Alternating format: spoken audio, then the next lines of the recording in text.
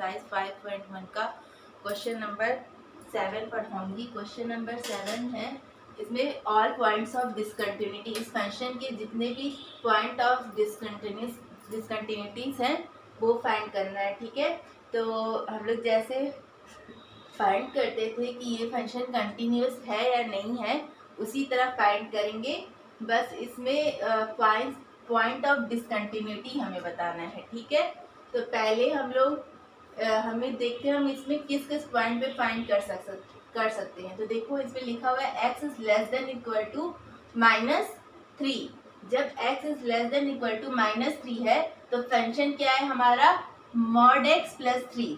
ठीक है, तो पहला केस हम लोग ले लेते हैं, case first where x is less than -3। तो जब हमारा x इज लेस देन -3 है तो फंक्शन हमारा क्या है, मॉड x प्लस 3। ठीक है, लिखा है ना, जब x इज लेस देन -3 है तो फंक्शन हमारा क्या है, मॉड x प्लस 3। क्योंकि जो मॉड x है वो मतलब अगर 0 से इस साइड राइट हैंड साइड हम लोग करते हैं तो पॉजिटिव रहता है, और अगर 0 से लेफ्ट हैंड साइड हम लोग जाते हैं तो नेगेटिव रहता है। अगर मॉड x को 0 से पॉजिटिव साइड में लेंगे तो ये x की तरह बिहेव करेगा, और अगर 0 से छोटा होगा तो ये -x की तरह बिहेव करेगा। और -3 क्या है, 0 से छोटा है, तो यानी यहाँ पे हमारा फंक्शन क्या हो जाएगा, -x प्लस 3। अब -x प्लस 3 क्या है, ये एक पॉलिनोमियल है ना, ये एक पॉलिनोमियल है, तो ये फंक्शन हमारा कैसा हो जाएगा, कंटिन्यूअस। क्योंकि हम लोग यहाँ पे लिखेंगे since every polynomial is a continuous function hence this function is continuous function। ठीक है, फिर केस 2 लेते हैं। केस 2 लेंगे तो क्या होगा,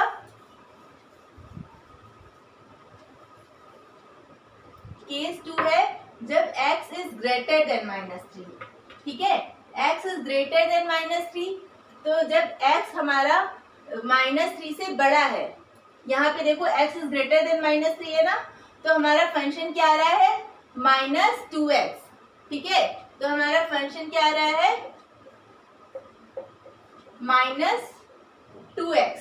अब -2x भी तो एक प्रकार का पॉलिनोमियल है ना, लीनियर पॉलिनोमियल है, तो ये भी क्या हो जाएगा, कंटिन्यूअस हो जाएगा। इसमें भी वही लिखेंगे, since every polynomial is a continuous function hence this function is continuous. ठीक है, अब केस थर्ड,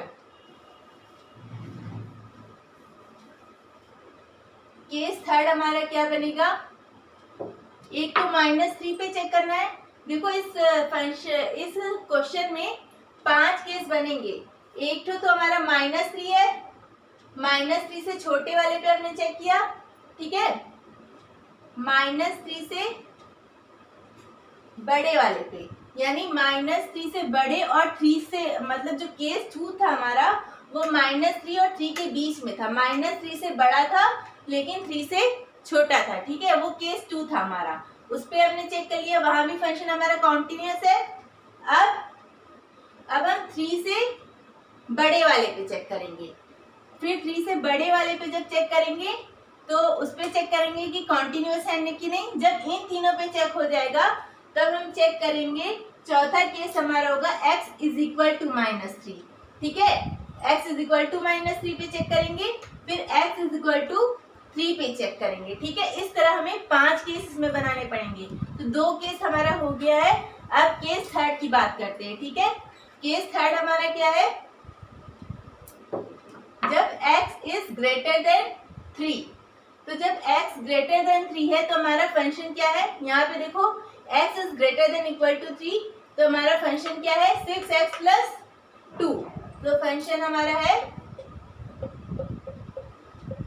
6x प्लस 2, क्योंकि 6x प्लस 2 भी एक पॉलिनोमियल फंक्शन है तो ये भी कंटिन्यूअस हो जाएगा। ठीक है, तो लिख सकते हैं this function is a continuous function. ठीक है, अब केस 4 की बात करते हैं। केस 4 हमारा क्या है, जब x इज इक्वल टू -3। अब हमें इस पॉइंट पे चेक करना है। ठीक है, जब x इज इक्वल टू -3 है तो फंक्शन हमारा क्या है, मॉड एक्स प्लस 3। फंक्शन हमारा क्या है, मॉड एक्स प्लस 3। अब जैसे हम लोग पहले चेक कर रहे थे right hand limit, left hand limit और उस पॉइंट पे उस फंक्शन का मान, वैसे ही अब हम चेक करेंगे इस फंक्शन की कंटिन्यूटी को। तो पहले limit x tends to 3 dash -3 है ना, -3 डैश, और फंक्शन हमारा क्या है, मॉड x प्लस 3। तो क्योंकि -3 जो है वो 0 से छोटा है ना, -3 0 से छोटा है, यानी फंक्शन हमारे यहाँ पे क्या हो जाएगा, limit x tends to -3 dash, और यहाँ पे मॉड x किस तरह बिहेव करेगा, -x की तरह, -x प्लस 3। ठीक है, अब यहाँ पे -3 पुट कर देंगे, तो -3 जब पुट करेंगे तो -x है, -3 प्लस 3, माइनस माइनस प्लस हो जाएगा, यानी 3 प्लस 3 कितना आ जाएगा, 6। ठीक है, तो limit x tends to 3 dash का मान क्या आया, 6 आया। ठीक है, अब इसी तरह राइट हैंड लिमिट निकाल लेते हैं।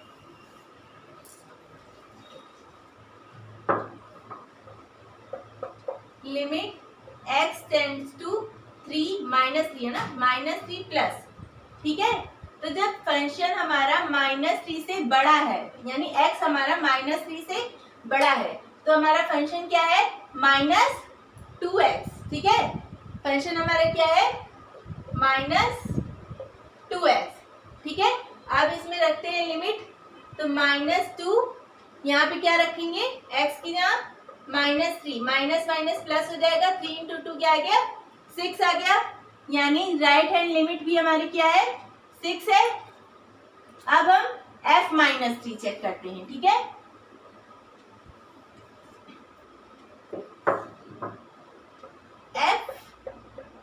f-3। ठीक है, तो f-3 जब x इज इक्वल टू -3 है, तो फंक्शन हमारा क्या है, mod x plus 3। Mod x plus 3 है, तो यहाँ पे मॉड x की -3 रखेंगे, प्लस 3 करेंगे।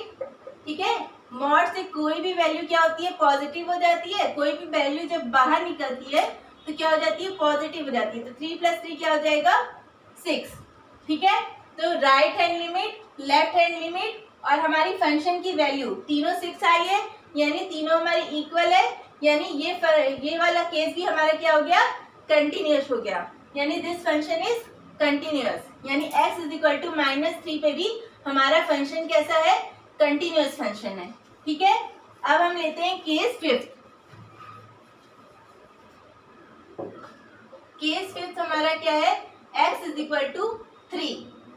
ठीक है, जब x इज इक्वल टू 3 है तब हमारा केस क्या बनेगा, तो इस पे भी जैसे भी हम पहले चेक किए केस 4 में, उसी तरह चेक करेंगे। तो limit x tends to 3 dash f of x।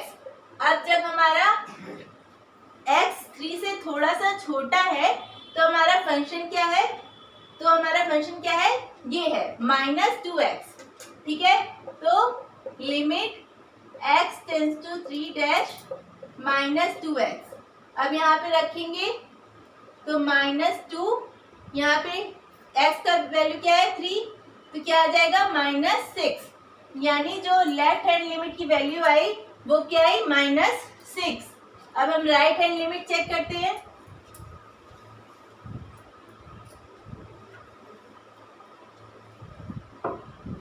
तो लिमिट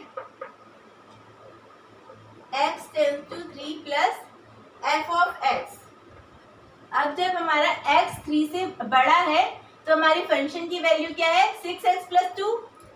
ठीक है, तो limit x tends to 3 plus 6x।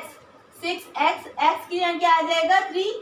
ठीक है, तो लिखते हैं यहाँ पे 6x प्लस 2 है ना, लिमिट पुट करेंगे तो 6 इंटू 3 प्लस 2 क्या आ जाएगा, 6 इंटू 3 18, 18 प्लस 2 क्या आ गया, 20। तो हमारी लेफ्ट हैंड लिमिट क्या आई थी, लेफ्ट हैंड लिमिट आई थी हम लोग की -6, लेकिन राइट हैंड लिमिट क्या आ गई, 20, यानी दोनों इक्वल नहीं है। जब दोनों इक्वल नहीं है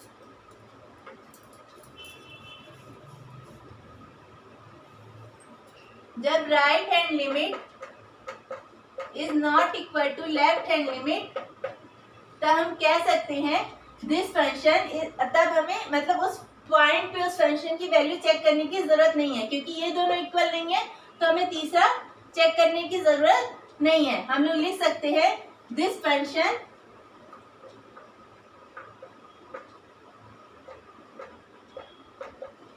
इज डिसकंटिन्यूअस